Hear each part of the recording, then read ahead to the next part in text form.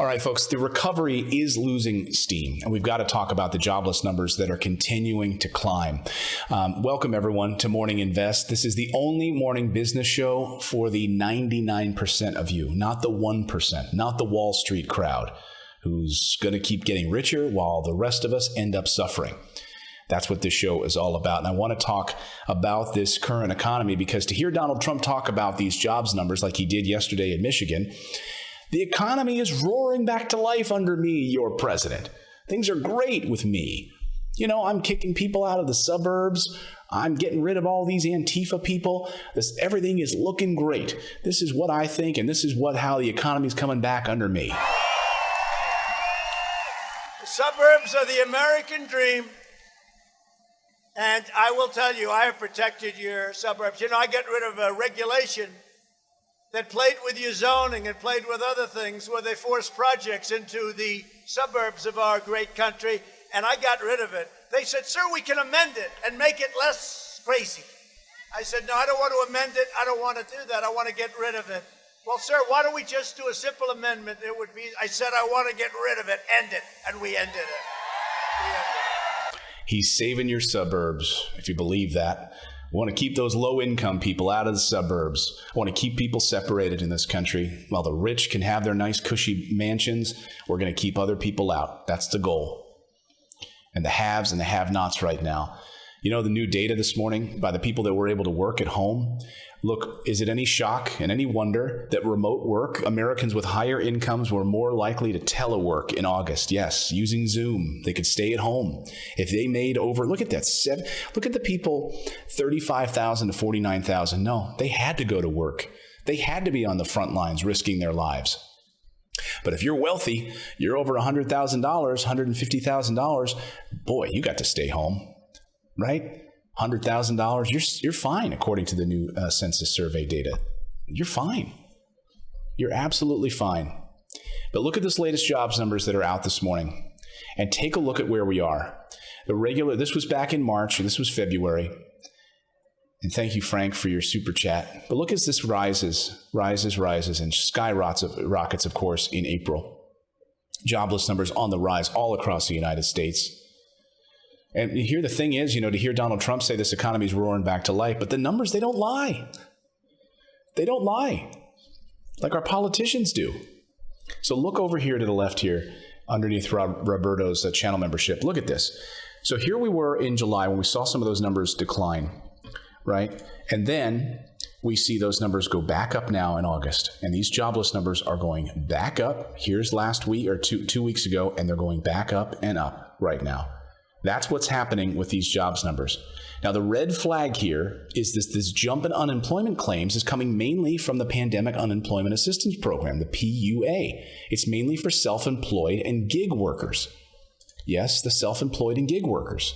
It implies that many still can't find any kind of steady work. There were 840,000 PUA filings last week. That's up almost 100,000 from the week before, and it's continuing to rise. And the Wall Street Journal points out this morning that this may be a sign, in fact, that this economy is starting to stutter and that this economy is not as strong as perhaps you've been hearing from your White House.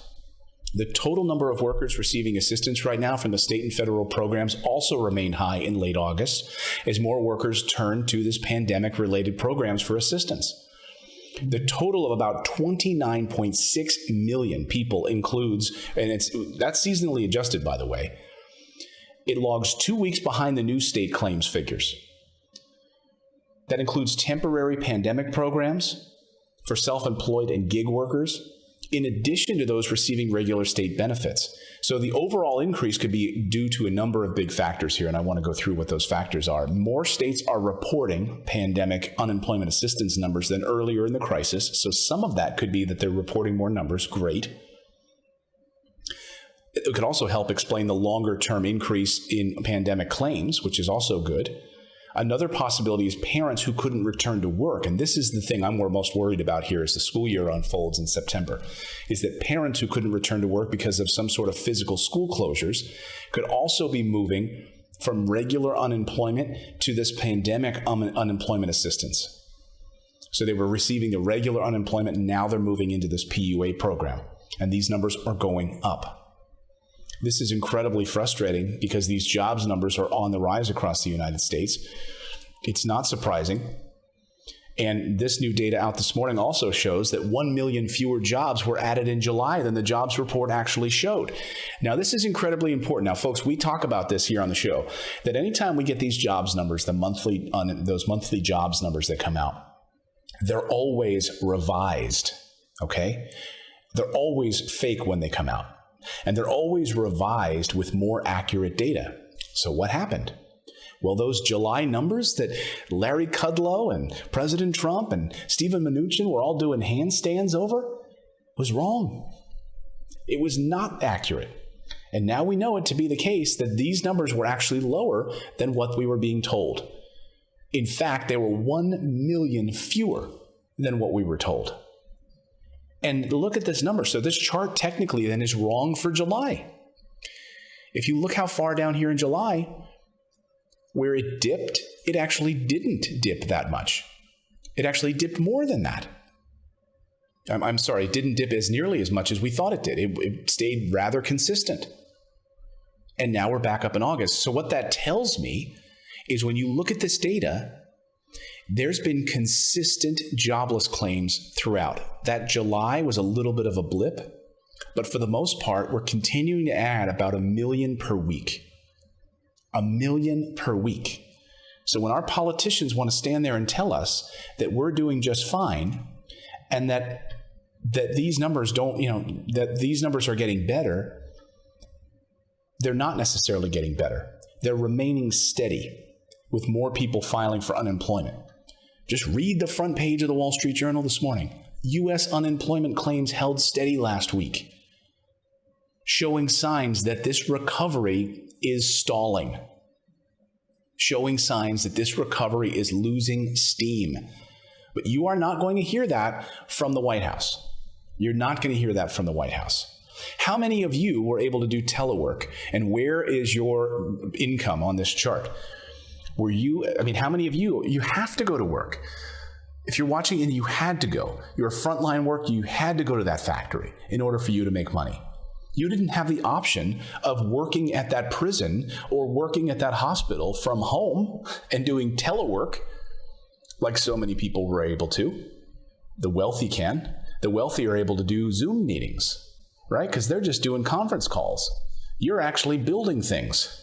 You're helping people in the hospital. And this is where, again, this big wage disparity and the haves and the have-nots. So earlier, one of our viewers asked me, what do I think is the future of this country right now? And I'm terribly concerned about this widening income gap, by this widening between the upper class and the lower class. There's no middle class anymore. It's gone. It's all but destroyed. So that is my real concern. These jobless numbers are incredibly scary. And as we now head more into the fall, more schools, what's going to happen with parents who, those are the numbers I really want to see, is what's going to happen further with those numbers of parents who haven't been able to return to work because their kids are home, or schools start to close again because we have a rise in what's happening with teachers who are dying because of coronavirus right now. In 5 different states, we now have coronavirus deaths for teachers in 5 different states.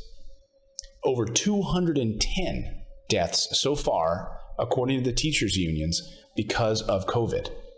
Because we don't have proper guidelines in place in schools. There's no federal leadership on this at all, and we're punting it to the states. And this is what happens when we punt it to the states. Look at this. In Nebraska is going to end nearly all social distancing restrictions on Monday. That's right. How many of you are from Nebraska? Nebraska on Monday is going to end nearly all social distancing restrictions. Okay, Nebraska, we'll see how that goes. Unbelievable. They're basically pointing out that they have more beds available now at hospitals. That's their reasoning. We have more beds available and ventilators available, so we can take on more patients. That's their metric? We have more beds available, so let's not social distance anymore. Let's open up you can do whatever you want. Go ahead and do whatever you want because we have the beds available. So if you get sick, you can die over here. We got the beds for you. 200,000 dead. This would not happen in other countries where you just have one random rogue state decides to do something like that. It's not happening. It's not happening in the European Union. It's not happening in Japan. It's not happening in China. It's not happening in Australia. It's not happening in Canada. Do you think one province in Canada is doing something differently than the rest of the entire country? There's national mandates, and we have totally dropped the ball on this. So as we continue to see this virus with no plan in place in the United States and a hodgepodge approach with certain states doing whatever they want, other states like Florida hiding data, and jobs continuing to be lost week after week after week, do not believe the hype when we say that 8.4 million jobs or the 8.4% jobless rate. That's a garbage number. That's a garbage number. It's much higher than that. That's much higher than that. Smash that like button and subscribe to the channel. Don't forget, please, you can also subscribe to our daily newsletter, which it's very easy to do. We publish that every morning, so you can read the news in about 5 minutes over your cup of coffee. And then you can join us right here live at 9 a.m. Eastern time, which is when we do this show every day.